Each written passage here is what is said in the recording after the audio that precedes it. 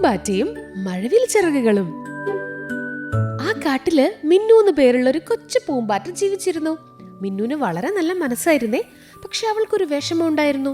അവളുടെ ചിറകുകൾക്ക് വെളുത്ത നിറം മാത്രം ഉണ്ടായിരുന്നത്. കാട്ടിലെ മറ്റ് പൂമ്പാറ്റകൾക്കെല്ലാം മഞ്ഞയും ചുവപ്പും നീലയും കലർന്ന മനോഹരമായ നിറങ്ങൾ ഉണ്ടായിരുന്നു.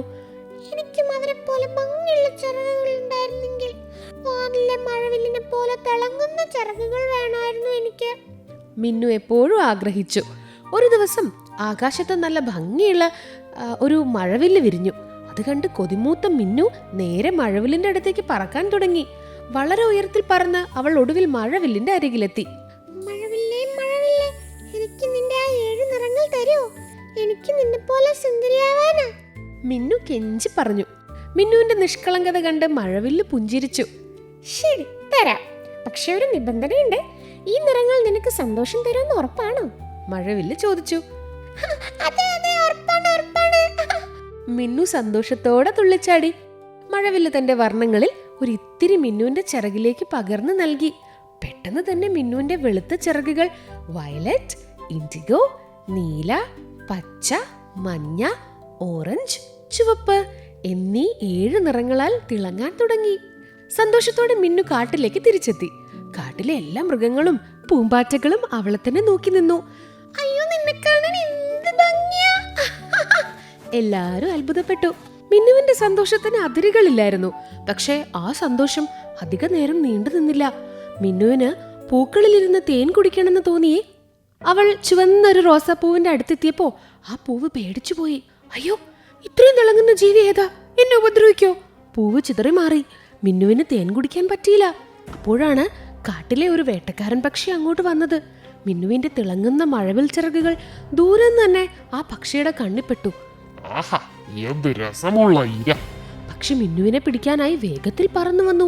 പേടിച്ചു വരച്ച മിന്നു ജീവനം കൊണ്ട് ഓടി ഒരു പച്ചച്ചെടിയുടെ ഇലകൾക്കടിയിൽ ഒളിച്ചു.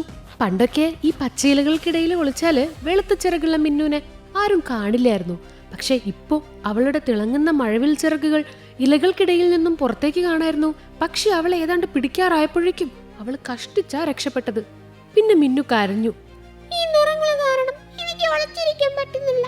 പൂക്കൾ കണ്ട പേടിയാ. ശത്രുക്കൾ എന്നെ വേഗത്തിൽ തിരിച്ചറിയുന്നു. എനിക്ക് എന്റെ പഴയ വെളുത്ത ചിറകുകൾ മതിയായിരുന്നു.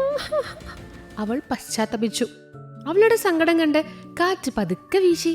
മഴവില്ല് വീണ്ടും പ്രത്യക്ഷപ്പെട്ടു. മിന്നു മഴവില്ലിനോട് പറഞ്ഞു, മഴവില്ലേ, എനിക്ക് ഈ നിറങ്ങൾ വേണ്ട. എനിക്ക് ഞാൻ ആരാണോ അങ്ങനെ തന്നെ ജീവിച്ചാൽ മതി. മഴവില്ല് വീണ്ടും പുഞ്ചിരിച്ചുകൊണ്ട് അവളുടെ ചിറകുകളിലെ നിറങ്ങൾ തിരിച്ചെടുത്തു.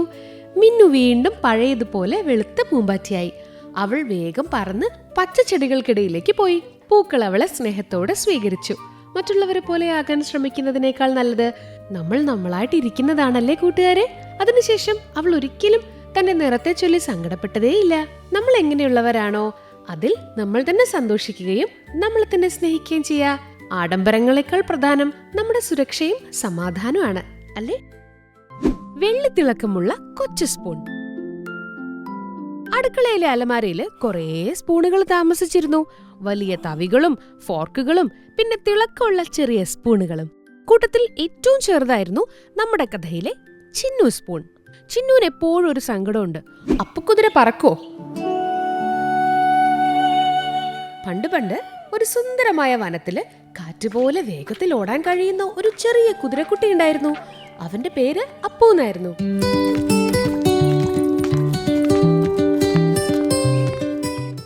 കൂട്ടുകാരെ, ഇഷ്ടായോ?